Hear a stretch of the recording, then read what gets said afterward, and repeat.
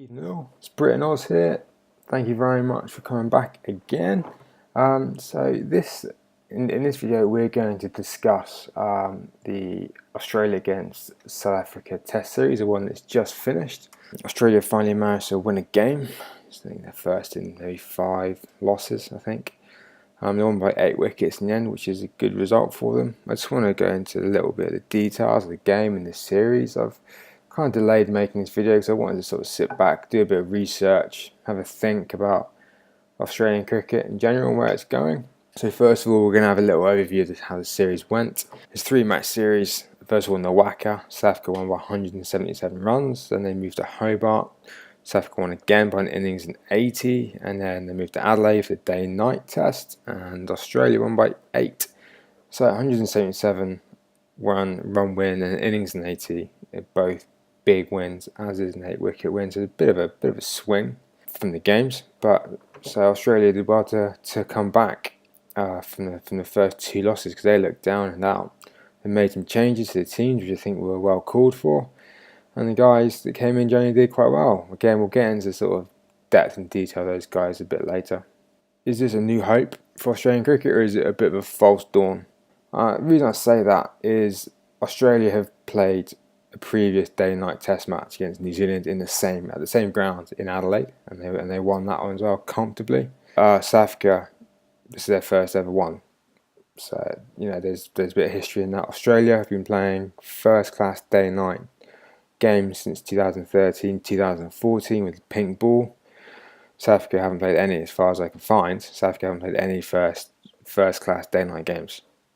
So it goes to show that the Australian players have got a bit of experience when it comes to playing these sort of situations, and it does make a big difference the time of day you bat, and the pink ball does different things to the red ball.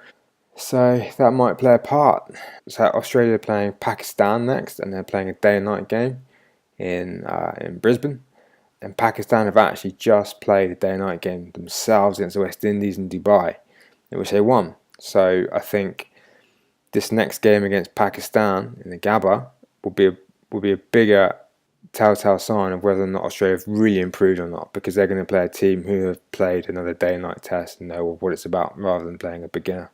So we'll have to wait and see on that one. Pakistan just got beaten by New Zealand in a real shock result. They lost 9 wickets in the last session to New Zealand. New Zealand are a very good side, some very good bowlers. They bowl very well in their own conditions, and they just ripped Pakistan to pieces. I hope Pakistan put a bit more of a fight than that when they play Australia.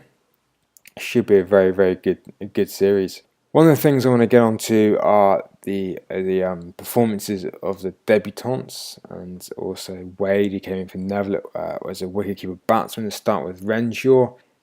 He scored 10 in the first innings and 34 not out in the second. I've seen Glaciers move quicker than that guy's strike rate, but Test match cricket is about digging in. Didn't have the greatest first innings. Second innings, I think he wanted to see it through, and he did that very well.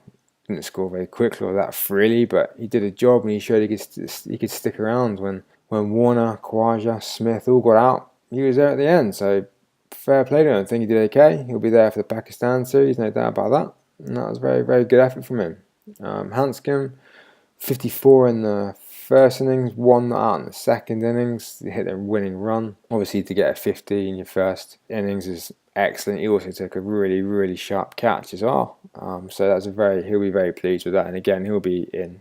He'll stay in there. No doubt about that. He'll be there as well. Manenson from New South Wales, he got a duck, and then he didn't bat in the second innings. It couldn't have gone much worse for him, to be honest. Are they going to try him out again against Pakistan, against a quick bowling attack, much like South Africa's? I'm not sure. Maybe this is where you bring in Glenn Maxwell. You just take a punt on him. He's been batting very well in first-class cricket this year. Glenn Maxwell. He also brings a spin option as well, and a very good fielder. So maybe swap him out, bring Glenn Maxwell in. I don't know. I'm not sure if they're gonna. I mean, the guy's Manson's young, so do you chuck him out after one game, or just might destroy him? Give him another go. He fails again against Pakistan. Who knows? Wade, he got 4 in the first innings and didn't bat in the second. His keeping was pretty much standard keeping. Did okay. Was it enough to keep Neville out of the team? Probably for now. Probably for the Pakistan series going forward, I don't know if he's done enough. If he's got to score big against Pakistan, I think, to really push his case to keep Neville out of the team. Again, that's 50-50 on that one. So 2 of the guys came in, did well. 2 of them came in and didn't do as well with the bat, which is what Australia were looking for. So it'll be interesting to see. Another player I want to bring up is Jackson Bird. I don't really know if this is Australia's 3rd best fit fast bowler at the minute. That's not looking good for them. I mean, he doesn't really pose too much of a threat. He got 2 for 57 in the first innings with a economy of 3.5, which is nowadays it's pushing it a little bit in Test match cricket. Second innings bowled better, 1 for 54 with an economy of 2.7. So second innings he was better, but South Africa were on the ropes really in the second innings. You have to say really that Stark and Hazlewood are carrying this team at the moment, particularly in the bowling. They're really carrying this side. Without those 2 bowlers, Australia would.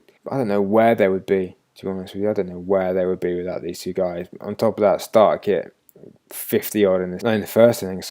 So without those 2 guys, if one of or both of them get injured, Australia is stuck. Again, first innings, Khawaja hit an amazing 145. He batted so well. And if he hadn't gotten that 145, Australia would have struggled. And saying that, Faf du Plessis, his first innings for South Africa, he got 118. Again, without his 118, South Africa probably would skittle for less than 100. So it works both ways. Faf du Plessis, he had to go out there and make a bit of a statement after what had happened during the week and the pushing of reporters and the taking the piss really, and he did that. He let his cricket do the talking, and he batted very, very, very well. So yeah, fair play to him. That was very good. Next for South Africa, they've got Sri Lanka at home in a 2-match series. I think maybe 3-match series at home. Sri Lanka, you'd back South Africa to beat them, even without Steyn if he's out for a while. South Africa will probably have too much for Sri Lanka. Again, looking forward to Australia, Pakistan, a couple games. I think 3 games they're playing. I think they've got the Gabba, then they've got the MCG, and then they've got the SCG. I don't know what Pakistan they're going to bring. They're a bit of a wild card of international cricket. They've got a good bowling attack. They've got, I think, the best off spinner in the world, and they've got one of the best batsmen in the world as well at the moment. So they can bring it on their day. It'll be very interesting. I can't predict the series result because I just don't know. I stab in the dark on that one. But yeah, the next game is going to be the real test because as I said, they're playing a team that have been in the situation day and night. Bar it being Dubai, where the conditions are going to be different from Australia, particularly in Brisbane, where the weather is unpredictable. It's as likely as to hail as it is to be burning sunshine. So it'll be interesting. Very interesting to see. Again, I might make a video to see what team Australia put out. I've made any wholesale changes. But as always, guys, if you like the video, give it a like and please subscribe for more. And I will see you on the next one. Thanks, guys.